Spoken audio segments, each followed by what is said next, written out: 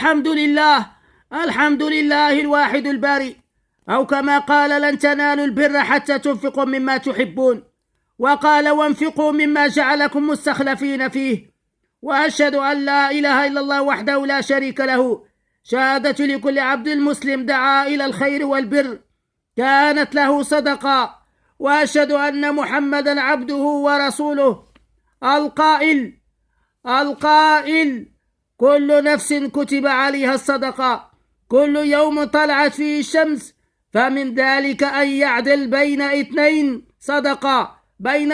صدقة، أن يصلح بين متخاصمين بالعدل، وأن يعين الرجل على دابته فيحمله عليها صدقة، ويرفع متاه عليها صدقة، ويميط الأذى عن الطريق صدقة، والكلمة الطيبة صدقة، وكل خطوة يمشي إلى الصلاة صدقة،